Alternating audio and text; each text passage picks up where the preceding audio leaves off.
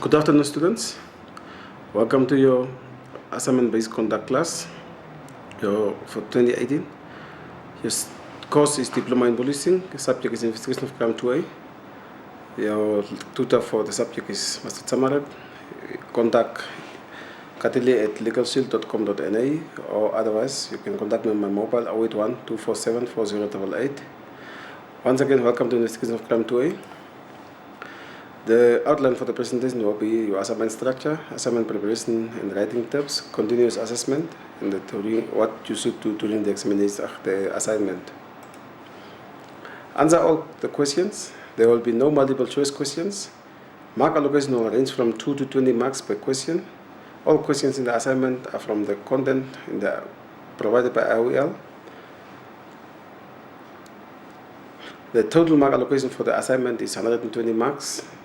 And you are required to obtain 50%. Assignment preparation and writing tips. Students should read the questions carefully before answering or starting of your assignment. You are not limited to the study guide only, but may consult any other relevant supplementary sources of information like court records, any investigation files. Collect all the relevant study material that you will need to prepare for your assignment. The better you prepare, the better marks you score in your assignment.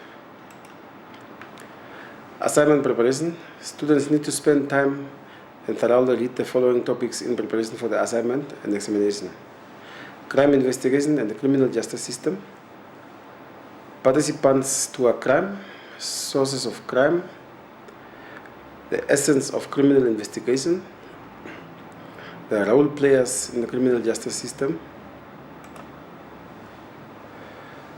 roles of specialized units in the Namibian police, role of investigative support divisions, those divisions that came as an aid to the investigation units, crime scene management, case docket and inquest docket and the supporting forms, crime information analysis and processing. If students prepare them well on the foresaid topics, there will be no difficulties in completing your assignment.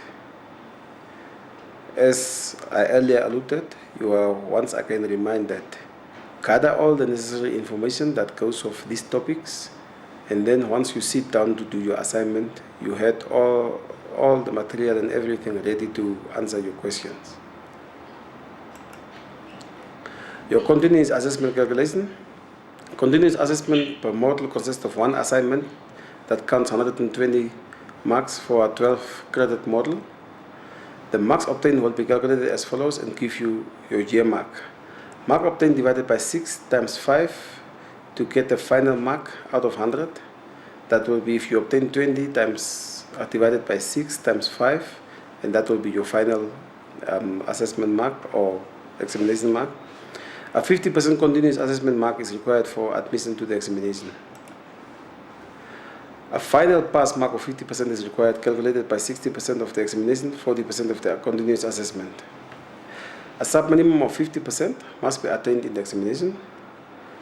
For example, if you obtain 50 in your assessment, that will be counted against 40% divided by 100, that gives you 20.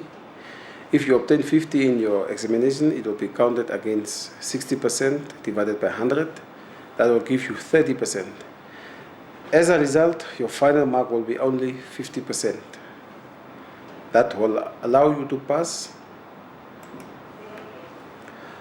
During the assignment, make sure that your student number is written correctly, if possible on all pages. Write your details as requested on the answer sheet. The correct model name and code should be reflected on the answer sheet of the assignment. It creates confusion if code and name of the model is wrong, as the papers are sent from one tutor to another for marking. As a result, there is delays in marking process.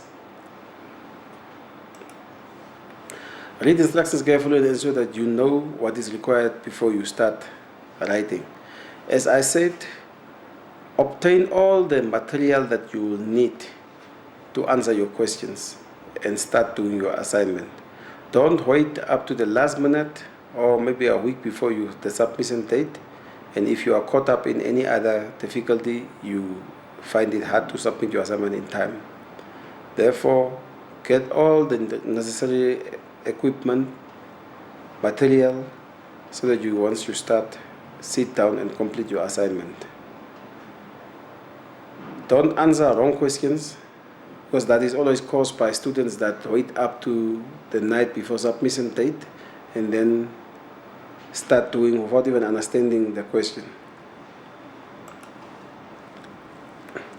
Answer questions in the correct sequence as they are in the question paper, and do not start with question 1, 3, 5, then write 2, 4 at the end of the paper.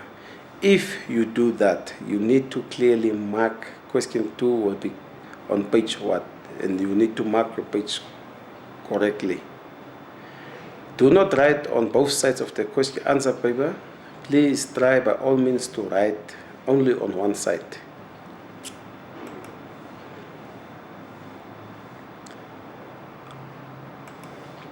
Plan your time wisely and write as quickly and neatly as you can. This should ensure that you finish on time or submit your assignment on time. Please take the mark allocation of each question into consideration when determining the length of your answer. If the question requires you to submit 20 facts, don't write 2 facts and expect you need to get 20 marks for that. If the question requires you to submit 1 fact, don't write 2 pages. It's a waste of time.